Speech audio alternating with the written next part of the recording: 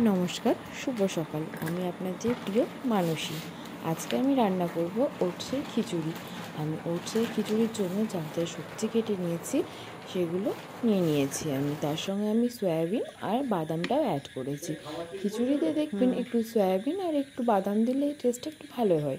তারপর আমি কড়াইটা গরম করে নিয়েছি, তার মধ্যে তেল দিয়েছি। এবার তেলটা দেখবো গরম হয়েছে কিনা। তারপর আমি ওর মধ্যে দিয়ে দিয়েছি লঙ্কা। এবার লঙ্কাটা ভাজা হয়ে যাওয়ার পর আমি অ্যাড করব এর মধ্যে আদাটাকে ভেজে নেওয়ার পর আমি এর মধ্যে অ্যাড করব আলু।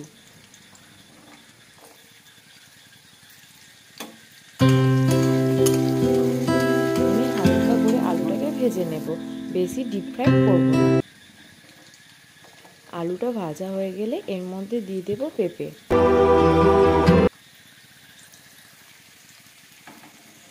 পেঁপেটা ভাজা হয়ে গেলে তার মধ্যে অ্যাড করে দেব গাজর।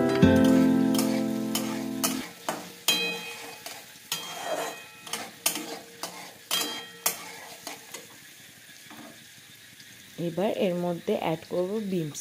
আমি যতগুলো সবজি এখানে কেটে রেখেছি সব সবজিগুলো এখানে আমি অ্যাড করে দেবো। আপনাদের মন হলে আপনারা আরও কিছু সবজি অ্যাড করতে পারেন।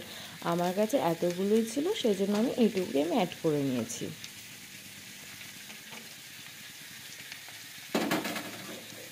এবার সবজিগুলো অ্যাড করে নিয়ে আমি জাস্ট হালকা 5 মিনিট থেকে 10 মিনিট ভেজে নেব হালকা আঁচে, যেন সবজিগুলো হালকা সেদ্ধ হয়ে আসে।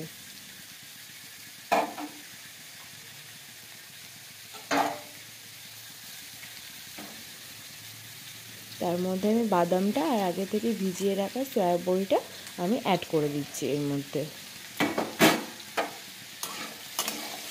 হালকা করে এবার নেড়ে নেব।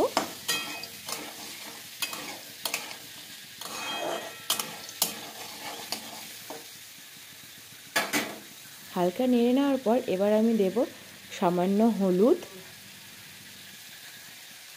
আর স্বাদ মতো নুন।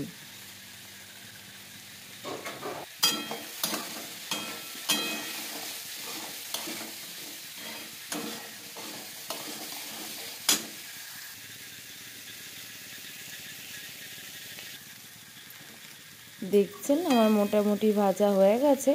আর শুকনো খোলায় আমি ওটসটাকে আগে একটু ভেজে রেখেছিলাম যাতে টেস্টটা আরও সুন্দর আসে। সেই ওটস আর সবজি আমি একসঙ্গে মিক্সড করে দিলাম। এবার হালকা আঁচে আমি ভালো করে নেড়ে নেব, যেন সবজি আর ওটসটা একসঙ্গে মিশে যায় ভালো করে, যেন ফ্লেভারটা আরও সুন্দর আসে। নাড়ানাড়ি করার পর এবার আমি দিয়ে দেবো উষ্ণ গরম জল। ওটসে মনে রাখবেন যদি গরম জল দেন তাহলে সেটাতে বেশি ভালো টেস্ট আসে।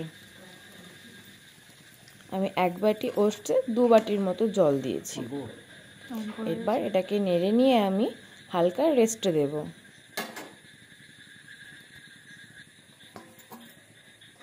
এটাকে আমি ওই 10 মিনিটের মতো রেস্টে দেব। তারপর ঢাকা খুলে আপনার সাথে আবার দেখা হচ্ছে। এই যে 10 মিনিট পর খুলে দেখালাম, দেখুন কতটা সেদ্ধ হয়ে গেছে আর কতটা দেখতে ইয়াম ইয়াম লাগছে, তাই না?